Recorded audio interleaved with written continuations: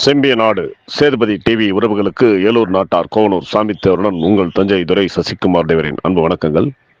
இன்னைக்கு நம்ம பார்க்க போறது என்னன்னா, அதாவது ஒரு தேவேந்திர சமூகத்தை சேர்ந்த நபருக்கு நமது தேவர் சமூகத்தை சேர்ந்த நமது செம்பிய நாடு சேதுபதி டிவியின் ஒருங்கிணைப்பாளர் நமது மலேசியாவில் இருக்கக்கூடிய அன்பு தம்பி சாமித்தேவர் செய்த உதவி. இது எதுக்காக இந்த பதிவு போடுறோம் அப்படின்னா, தமிழகத்துல சில தனிநபர்களின் சாதி வெறியாட்டத்திற்கு உட்பட்டு சமூக சீரழிவுகளும் இரு சமூக சாதி பிரச்சனைகளும் மோதல்களும் உருவாகுது.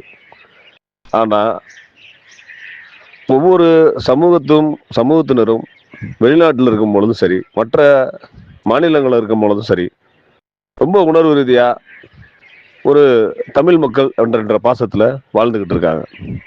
இந்த தமிழகத்துல தான் கிராமத்து பகுதிகளில் அவங்களும் கிராமத்து பகுதியிலையும் ரொம்ப ஒற்றுமையாக தான் வாழ்றாங்க. ஆனா அரசியல் சூழ்ச்சிகள் காரணமாக ஒரு சில தனிநபர்களின் நலனுக்காக மக்களை பிளவுபடுத்தி அதன் மூலமாக சுயலாபம் அடைவதற்காக நடைபெறக்கூடிய செயல்தான் இது போன்ற ஒரு சாதிய மோதல்கள் நடைபெறுது. ஆனா மலேசியால பாத்தீங்கன்னா நடந்த விஷயம் மிக அற்புதமான ஒரு விஷயம். அதுதான் நம்ம அந்த வீடியோல பகிர போறோம். வாங்க வீடியோக்குள்ள போலாம். சரி என்றால் சார்ந்திருப்போம், தவறென்றால் தட்டி கேட்போம். யாராக இருந்தாலும் சரி, எவராக இருந்தாலும் சரி, உண்மையை உறக்கச் சொல்வோம், உயிர் மூச்சு உள்ளவரை சொல்வோம், உறுதி வரை சொல்வோம், அதை இறுதி வரை சொல்வோம். அதாவது தென்காசி மாவட்டம் கடைநல்லூர் தாலுகா புளியங்குடி கிராமத்தை சேர்ந்த மகேஷ்குமார் என்பவர். அவர் தேவேந்திர சமூகத்தை சார்ந்தவர். இவர் என்ன பண்றாரு, மலேசியாவுக்கு வேலைக்கு போனா தன் குடும்பத்தை காப்பாற்றலாம், வறுமையில் இருக்கிற தன் குடும்பத்துக்கு வெளிநாட்டில் போய் வேலை பார்த்து சம்பாரிச்சு நம்ம குடும்பத்தை காப்பாற்றலான்ற ஒரு எண்ணத்துல வெளிநாடு போறதுக்கு முயற்சி செய்கிறார். அப்படி முயற்சி செய்யும் போது அதே தேவேந்திர சமுதாயத்தை சேர்ந்த ஒரு ஏஜென்ட் கிட்ட உதவி கேட்கிறாரு. இவரு நான் சரி மலேசியாவுக்கு நான் அனுப்பிவிடுறேன், போ வேலையை பாரு அப்படின்றார். சரின்னு நமது சொந்த சமூகத்தை சேர்ந்தவர் தானே அப்படின்னு அவர் பேச்சை நம்பி மலேசியா போயிடுறாரு. மலேசியா போய் இவர் சொல்ற இடத்துல வேலைக்கு போயிடுறாரு. ஆனா அங்க பாத்தீங்கன்னா சம்பளமும் கொடுக்கல. கிட்டத்தட்ட ஒரு 16 மணி நேரம் அவரை வேலை பார்க்க சொல்லி ஒரு சிறை கொட்டடியில் அடைக்கிற மாதிரி மிகப்பெரியமான கொடூரமான சித்திரவதை அவருக்கு ஏற்பட்டிருக்கு. அவரால் வேலை பார்க்க முடியல, ரொம்ப கஷ்டப்பட்டுருக்காரு. அப்போ என்ன நடக்குதுன்னா, செல்வகுமார் அப்படின்ற ஒரு நபர் தான் இந்த வேலைக்கு ஏற்பாடு பண்றாரு. அப்போ செல்வகுமார்கிட்ட இவர் சொல்றாரு, யார் இந்த செல்வகுமார்னா இவரும் தேவேந்திர சமுதாயத்தை சேர்ந்தவர் தான். அவர்கிட்ட சொல்றாரு, என்னால முடியல, கஷ்டமா இருக்கு, என்னை காப்பாத்துங்க, நான் ஊருக்கு போயிடுறேன், இது போன்ற ஒரு வழியெல்லாம் என்னால தாங்க முடியாது அப்படின்னு கதறாரு. ஆனா அந்த நபர் அந்த மலேசியாவில் இருக்கக்கூடிய ஏஜென்ட்டுக்கு தான் ஆதரவா பேசுறாரு ஒழிய தன்னுடைய சுய சமூகத்தை சேர்ந்தவருக்கு ஆதரவா பேசல.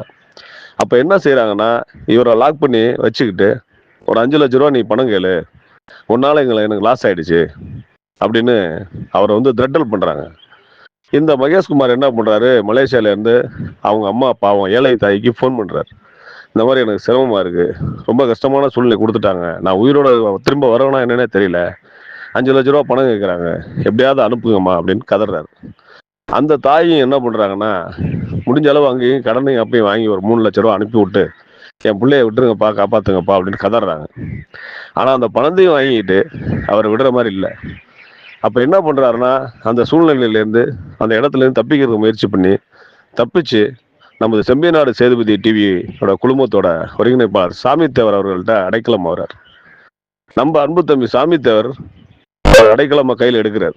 கையில் எடுத்து அவருக்கு முடிந்த முயற்சிகளை செய்கிறார். நம்ம இந்திய நாட்டுக்கு அவர் அனுப்புறதுக்கான முயற்சிகளை செய்கிறார். அப்படி முயற்சி பண்ணிட்டு இருக்கும்போது இந்த நபர்கள், தேவேந்திர சமுதாயத்தை சேர்ந்த நபர்கள் சாமித்தேவரை த்ரெட்டல் பண்றாங்க. நாங்க ஒரு சாதி, எங்க சாதியவன், நாங்க எல்லாம் ஒண்ணு, நீ என்ன தேவரா இருந்துகிட்டு அவனுக்கு நீ சப்போர்ட் பண்ற, தேவையில்லாம நீ சப்போர்ட் பண்ணா உனக்கு பிரச்சனையா வரும் பாத்துக்க அப்படின்னு மிரட்டுறாங்க. இவர் என்ன பண்றாரு, தம்பி நீ என்ன வேணாலும் பாத்துக்க, அதை பத்தி பிரச்சனை இல்லை, இவனை காப்பாற்ற வேண்டியது என்னோட பொறுப்பு அப்படின்னு இந்திய தூதரகத்திட்ட அணுகி சட்டப்படி என்னென்ன வேலை செய்யணுமோ செஞ்சு அந்த மகேஷ்குமார் என்பவரை நம்ம தாய்நாட்டுக்கு அனுப்பியிருக்காரு. இதுதான் உண்மையான ஒரு மனித செயல். சாதியமா மனிதமான்னு பார்த்தா மனிதன்தான் ஜெயிக்கும். அது போன்ற ஒரு மனிதத்தோட நம்ம வாழணுன்றதான் நம்மளோட அன்பு கட்டளை. இதுதான் அந்த வீடியோவில் நம்ம சொல்ல வர்றது. அதனால நம்ம என்ன கேட்டுக்கிறோம்னா, சுமூகமா ஒரு கிராமத்துல, நம்ம ஒரு இடத்துல, ஒரு தொழில் செய்யற இடத்துலயோ, ஒரு அயல் நாட்டிலயோ எங்க இருந்தாலும் சரி, அங்க நம்ம நண்பர்களாக நம்ம வாழ கத்துக்கிறோம், வாழ்ந்துகிட்டு தான் இருக்கோம். அதுக்குள்ள யாரோ ஒரு நபர்கள் சுயநலத்திற்காக சமுதாயத்தை வேறுபடுத்தி பிளவுபடுத்தி அதன் மூலமாக சுயநலமாக பார்க்கறது வேடிக்கையாக இருக்கு, வாடிக்கையாகவும் இருக்கு. இதை கடந்து நாம வாழணும் அப்படின்னு அன்போட கேட்டுக்கிறேன். அந்த மகேஷ்குமாரோட வீடியோவும் போட்டிருக்கோம், பாருங்க நண்பர்களே. வணக்கம். வணக்கம், என் பேர் மகேஷ்குமார். நான் மலேசியாவுக்கு ரெஸ்டாரண்ட் வேலைக்கு வந்தேன். அங்கே எனக்கு கூட வேலை பார்க்குற பையன் மூலியமாக ஒரு என்ஜிஓ அறிமுகமானார்.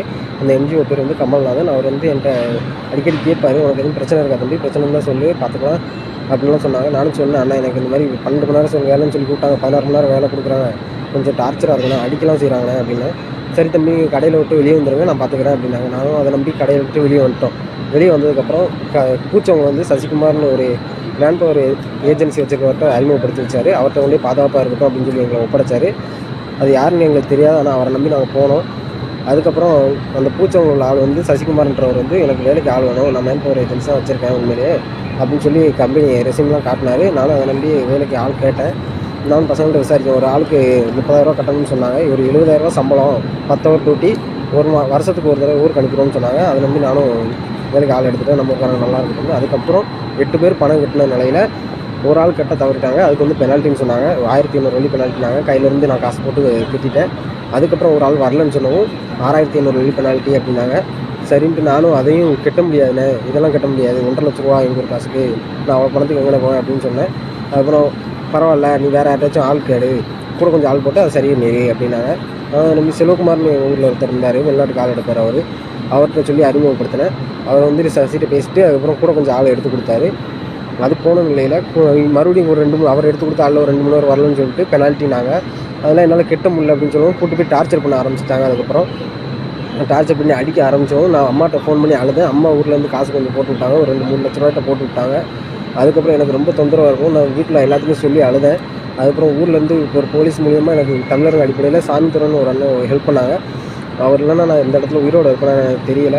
அவர் தான் என்னை காப்பாற்றினாங்க. ஆனால் அவர் அப்போது ஊர்லேருந்து என்னை அடிக்கும்போது ஊர்லேருந்து 5 பேர் வந்திருந்தாங்க. செல்வகுமார் மற்றும் அவர் எடுத்த ஆளுங்களில் ஒரு 4 பேர் வந்திருந்தாங்க. நான் எடுத்த ஆளுங்க யாருமே வரல. அவங்க வந்தது போக என்னை அடிக்கும்போது அவங்க இங்கே தான் இருந்தாங்க. ஆனால் எனக்கு சப்போர்ட் பண்ணல, அந்த ஏமாத்துறவனுக்கு மட்டும் தான் சப்போர்ட் பண்ணி பேசினாங்க. அந்த என்னை காப்பாற்றினவரையும் பிளாக்மெயில் பண்ணி அவரை திட்டினாங்க ஜாதியை பற்றி. நீ தேவரு, நாங்கள் பல்லரு, நீ எப்படி உதவி பண்ணலாம் அப்படின்னு சொல்லி அவரை ட்ராப் பண்ணாங்க. அவர் மகேஷ்குமாரோட பாஸ்போர்ட் எங்கள்கிட்ட தான் இருக்குது, நீங்கள் இங்கே வாங்க அப்படின்னு சொல்லி அவரை சுற்றி வளைச்சி அவரை கொல்ல முயற்சி பண்ணியிருக்காங்க. அந்த சிவகுமார் தான் இதுக்கெல்லாம் காரணம். இங்கே நான் எம்எஸ்சியில் ரிப்போர்ட் எடுத்தேன், போலீஸ் ஸ்டேஷனுக்கு கம்ப்ளைண்ட் கொடுத்தேன். அதுக்கப்புறம் அந்த சாமித்துறை மூலமாக அதுக்கு இவங்க ஃபர்தராக எந்த ஹெல்ப்புமே பண்ணல. செல்வகுமார் மற்றும் அந்த 4 பேர் எதுவுமே பண்ணல. இவங்க அவங்க சசிகுமார் சாதகமாக தான் பேசினாங்க. அதனால் இங்கே கேஸ் நிற்கலை. இப்போ நான் ஊருக்கு கிளம்பிட்டேன். ஊரில் எஸ்பி ஆஃபீஸ்லேருந்து நான் மறுபடியும் கம்ப்ளைண்ட் மூவ் பண்ணலாம்ட்டு இருக்கேன். எனக்கு நீங்கள் தான் எப்படியாச்சும் உதவி பண்ணணும். இதற்கிடையில் எங்கள் அம்மாவுக்கு ஃபோன் பண்ணி மிரட்டுறது, கொண்டு வச்சுன்னு சொல்கிறாங்க. எனக்கு ரொம்ப பயமாக இருக்குது. எல்லாத்துக்கும் செல்வகுமார் தான் காரணம். அவர் இங்கே சரியான நிலையில் எனக்கு உதவி பண்ணியிருந்தாங்கன்னா பிரச்சனை இல்லை. ஆனால் அவங்க எந்த உதவியுமே பண்ணல. பணம் வாங்கிட்டு ஏதோ பண்ணிட்டாங்க. அதுமாரி செல்வகுமார் சசிட்ட பணம் வாங்கிட்டு என்கிட்ட போலியோ ஒரு வீடியோ செஞ்சு அனுப்பியிருந்தாங்க. நான் பணம் இந்த மாதிரி போட்டு விட்டாங்க எல்லாத்துக்கும், திரும்ப காசு வாங்க பணத்தெல்லாம் அப்படின்னு சொல்லி எனக்கு ஒரு வீடியோ அனுப்பியிருந்தாங்க. ஆனால் அது போலி, பணம் யாருக்குமே போட்டுவிடல. இப்போ செல்வகுமார் என் மேலே கேஸ் கொடுத்துருக்காராம். அம்மா மேலேயும் கேஸ் கொடுக்குறேன். அம்மாவை நீங்கள் போலீஸ் பிடிச்சிட்டு போயிட்டாங்கன்னு சொன்னாங்க. ரொம்ப பயமாக இருக்குது. நான் இப்போ ஊருக்கு வரேன், எனக்கு எப்படியாச்சும் ஹெல்ப் பண்ணுங்கள். நான் நேராக எஸ்பி ஆஃபீஸ் தான் வரேன். நமது செம்பியநாடு சேதுபதி டிவியை ஷேர் செய்து சப்ஸ்கிரைப் செய்து லைக் செய்யுங்கள் என்று கேட்டுக்கொள்கிறோம். நன்றி, வணக்கம் உறவுகளே.